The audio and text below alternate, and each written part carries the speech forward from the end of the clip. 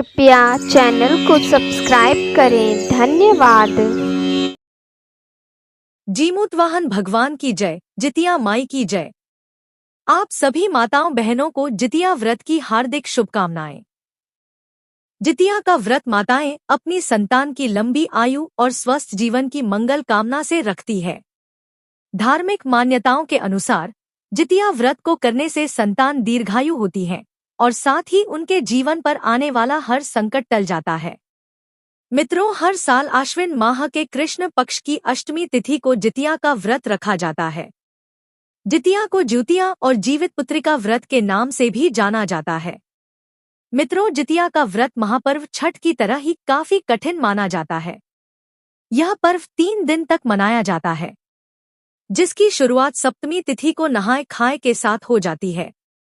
सप्तमी तिथि के बाद अष्टमी तिथि के दिन माताएं बिना आहार और निर्जल उपवास करके भगवान जीमूतवाहन की विधिपूर्वक पूजा अर्चना करती हैं। इसके बाद नवमी तिथि को भगवान सूर्य को अर्घ्य देकर उनके मंत्रों का जाप करके व्रत का पारण किया जाता है। कहते हैं कि इस व्रत को बीच में नहीं छोड़ा जाता है, इसलिए माताओं बहनों को हर साल पूरी सच्ची श्रद्धा भक्ति के साथ इस व्रत पूजन को करना चाहिए और कथा का श्रवण करना चाहिए।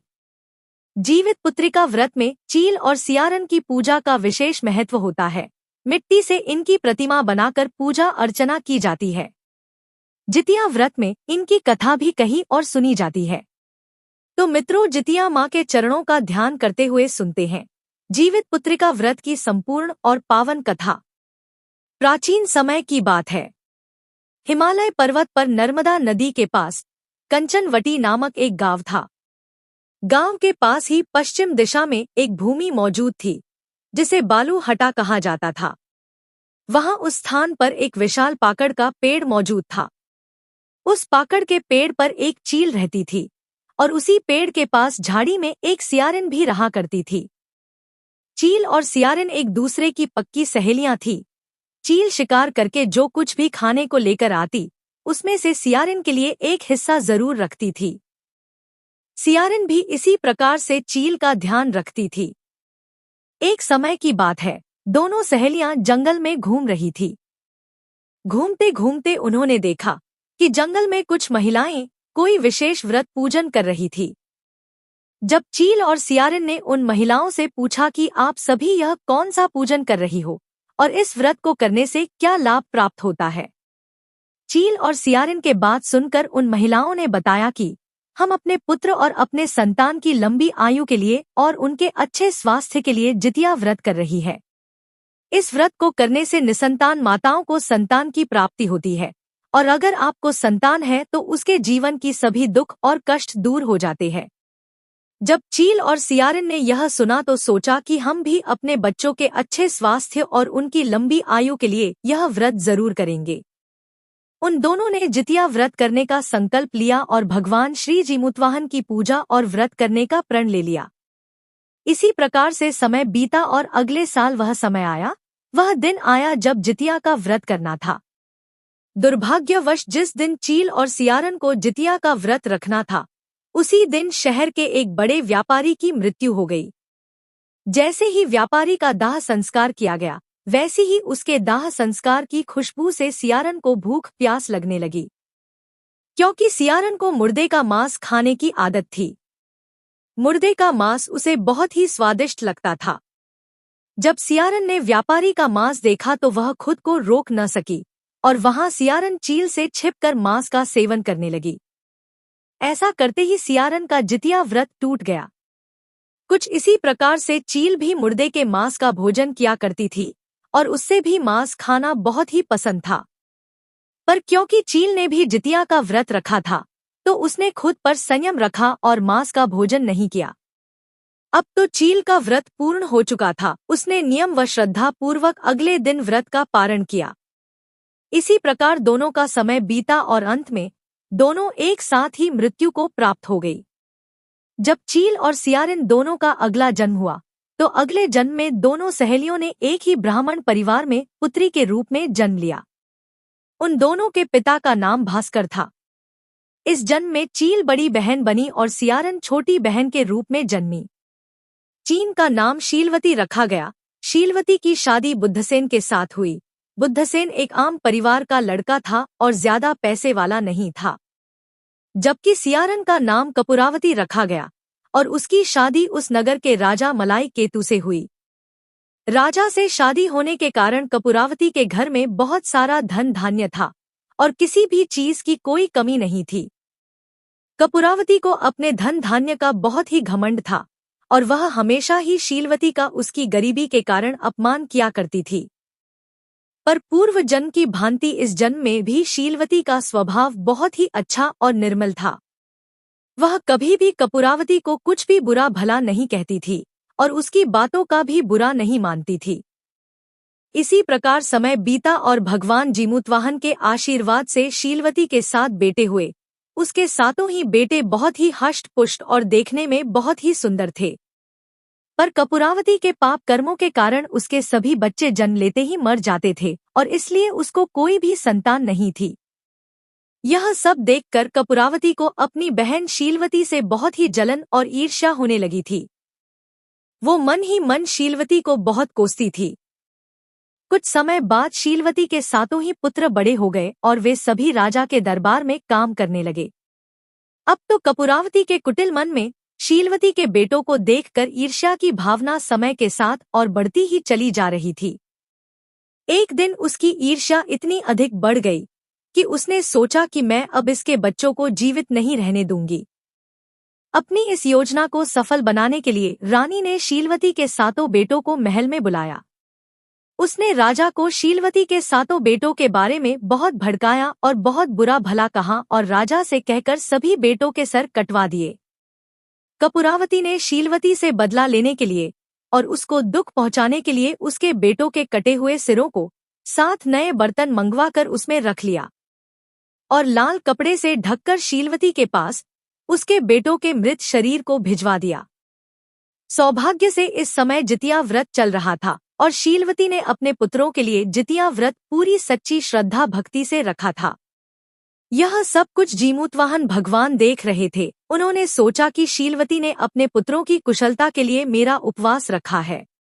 यदि इसके पुत्रों को कुछ भी हुआ तो एक भक्त का भगवान से भरोसा उठ जाएगा। इसलिए शीलवती की सच्ची भक्ति को बनाए रखने के लिए जीमूतवाहन भगवान ने मिट्टी से 7 भाइयों के सिर फिर से बनाए और सभी के सिरों को उनके धड़ से जोड़कर उन पर अमृत छिड़क दिया। इससे 7 भाइयों के मृत शरीर में जान आ गई। 7 भाई जिंदा हो गए और घर लौट आए और जो कटे हुए सिर रानी ने शीलवती को भेजे थे वे सभी फल और फूल बन गए।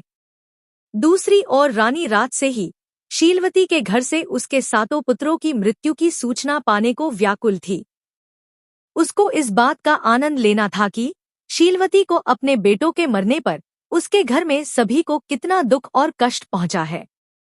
यही सूचना पाने के लिए रानी व्याकुल थी और बहुत समय से इंतजार कर रही थी। कपूरावती को इंतजार करते करते सुबह हो गई। सुबह होने पर जब रानी से रहा नहीं गया तो वह खुद ही बहन के घर देखने के लिए चली गई। जब कपूरावती अपनी बहन शीलवती के घर पर पहुंची तो उसने देखा कि शीलवती के सभी 7 बेटे सकुशल है, जीवित है और अपनी मां के साथ काम कर रहे हैं। वहां सबको जिंदा देखकर वो सन्न रह गई और डर के कारण बेहोश हो गई। कपूरावती को यह डर लग रहा था कि अब क्या होगा, सबको उसकी करतूत के बारे में पता चल जाएगा। जब उसे होश आया तो अपनी बहन शीलवती को उसने सारी बात बताई कि किस प्रकार उसमें उसके 7 बेटों के सिर कटवा कर भिजवाए थे। अब उसे अपनी गलती पर पछतावा हो रहा था और वो शीलवती से अपने किए हुए पाप के लिए क्षमा मांगने लगी, क्योंकि शीलवती ने अपने पिछले जन्म में चील के रूप में भगवान जीमूतवाहन की पूजा अर्चना पूरे सच्चे मन से की थी और व्रत का पारण किया था। तो भगवान जीमूतवाहन की कृपा से शीलवती को पूर्व जन्म की सभी बातें याद आ गई। उसने वह सभी बातें कपूरावती को भी बताई कि पिछले जन्म में किस प्रकार से लोमड़ी के रूप में उसने व्यापारी का मांस खा लिया था और उसका व्रत टूट गया था, जिसकी सजा के कारण उसको इस जन्म में संतान सुख नहीं मिला और उसके सभी नवजात बच्चे जन्म लेते ही मर जाते थे। क्योंकि कपूरावती बुरे स्वभाव की थी और उसने बहुत ही बुरे काम किए थे, उसने सदा शीलवती से ईर्ष्या की और शीलवती के पुत्रों को भी मरवाया था। इसलिए उसको कोई भी पिछले जन्म की बातें याद नहीं थी। कपूरावती को उसके पिछले जन्म की सभी बातें याद दिलाने के लिए शीलवती कपूरावती को लेकर उसी पाकड़ के पेड़ के पास गई और उसे सारी बातें बताई। अब कपूरावती को भी उस पेड़ के नीचे जाने से अपने पिछले जन्म की सारी बातें याद आ गई। उसको अपने द्वारा किए गए सभी गलत काम याद आने लगे और कपूरावती आत्मग्लानि के कारण बेहोश हो गई और मर गई। इस बात की खबर पूरे गांव में फैल गई कि किस तरह से एक चील और सियारन का पुनर्जन्म हुआ और भगवान जीमूतवाहन की कृपा से 7 मरे हुए बेटे जीवित हो गए। अब तो गांव के सभी लोग पूरी श्रद्धा से अपनी संतान की मंगल कामना के लिए जितिया व्रत करने लगे। जब राजा को इस बात की खबर मिली तो उन्होंने शीलवती से सारी कहानी पूछी। शीलवती ने राजा को अपने और कपूरावती के पिछले जन्म की पूरी कहानी बताई। जब राजा को यह सब पता लगा तो राजा ने उसी जगह पर जाकर उस पाकड़ के पेड़ के नीचे कपूरावती का दाह संस्कार कर दिया और शीलवती अपने पति और 7 पुत्रों के साथ खुशी के साथ रहने लगी। मित्रों, कथा समाप्त हुई। बोलिए जीमूतवाहन भगवान की जय, जितिया माई की जय। इस कथा को पूरा श्रवण करने के लिए आपका बहुत बहुत धन्यवाद। अब चलिए सुनते हैं दूसरी कथा। प्राचीन काल की बात है। एक गांव में 2 बहनें रहा करती थी। एक का नाम था सुखिया और दूसरी का नाम था दुखिया। दोनों का भाग्य उनके नाम जैसा ही था। दुखिया गरीब थी और बहुत दुखी रहती थी। उसके परिवार के पास एक समय का भोजन तक नहीं हो पाता था। सुखिया अमीर थी, बहुत धन दौलत वाली थी और हमेशा सुखी रहती थी। सुखिया और दुखिया दोनों बहनों की शादी एक ही गांव में हुई थी और एक ही मोहल्ले में रहा करती थी। सुखिया के पति का व्यापार अच्छा चलता था और वह बहुत ही धनी था और दुखिया के पति का काम अच्छा नहीं चलने के कारण वह निर्धन थे। सुखिया को अपने पति के धनी होने के कारण धन का बहुत अभिमान था, किंतु दुखिया बड़ी सरल और सहज स्वभाव की थी। निर्धन होने के कारण भी वह कभी भी भगवान से इस बात के लिए शिकायत नहीं करती थी। सुखिया को 2 पुत्र थे और दुखिया को भी 2 पुत्र थे। इसी प्रकार से समय बीता और दुखिया के पति का कामकाज अब और भी मंद हो चुका था। अपने कामकाज की चिंता में दुखिया का पति अब निरंतर बीमार रहने लगा था। पति की कमाई बंद होने के कारण दुखिया का घर सही से नहीं चल पा रहा था। इसलिए दुखिया ने बाहर काम पर जाने का निश्चय किया।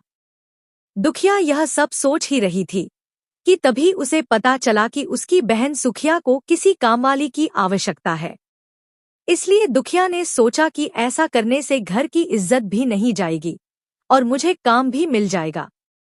ऐसा सोचकर वो सुखिया के घर गई और उससे काम मांगने लगी। सुखिया ने सोचा कि उसे दुखिया को नीचा दिखाने के लिए यह एक अच्छा अवसर है और इसलिए उसने दुखिया को काम पर रख लिया। दुखिया अपनी बहन सुखिया के घर में दिन भर काम करती, कपड़े धोती, खाना बनाती, बर्तन साफ करती और घर के अन्य सभी काम काज किया करती थी।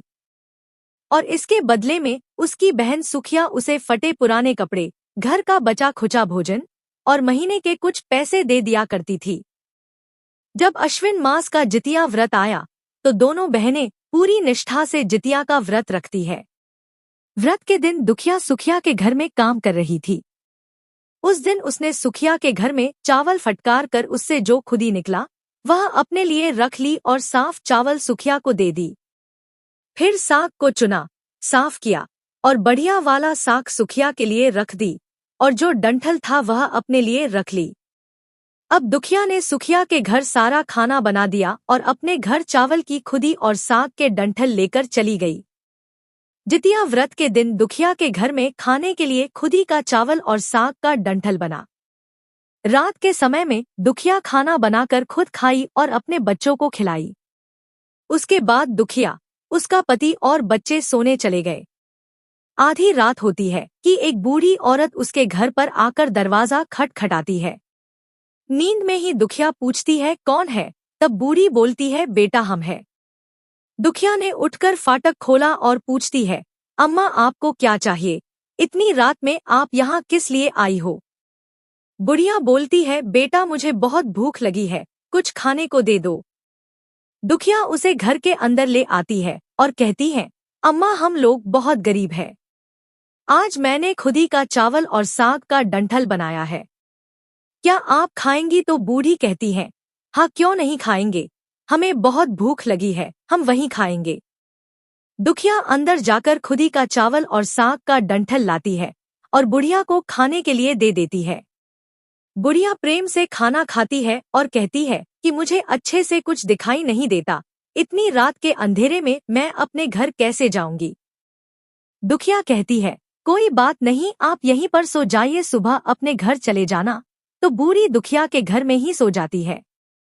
फिर थोड़ी देर बाद उठकर बूढ़ी बोलती है, बेटा मुझे पैखाना लगी है, कहाँ करूँ?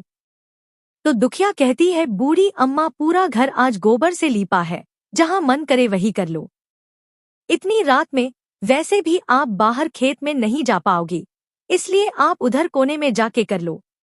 बूढ़ी पूछती है कि बेटा भर भर करें या झरझर करें? दुखिया नींद में थी तो वह कहती है, माताजी भर भर कर दो, मैं सुबह साफ कर दूंगी। फिर थोड़ी देर बाद बूढ़ी पूछती है कि बेटा मैं अपने हाथ कहाँ साफ करूं? तो दुखिया कहती है, अम्मा आज ही बाल धोए हैं, आप मेरे सर में अपने हाथ को साफ कर लीजिए। और यह सब कहकर वह बुढ़िया वहां से गायब हो जाती है। जब अगले दिन सुबह होती है तो दुखिया को यह सब सपने के जैसे लगता है कि सोते समय मुझे कोई सपना आया होगा। वह ज्यादा कुछ नहीं सोचती और नदी में नहाने के लिए चली जाती है। जब वह नदी में नहाती है और अपने बाल धोती है तो उसके बालों से होते हुए जो पानी बहता है वह सोने का पानी होता है।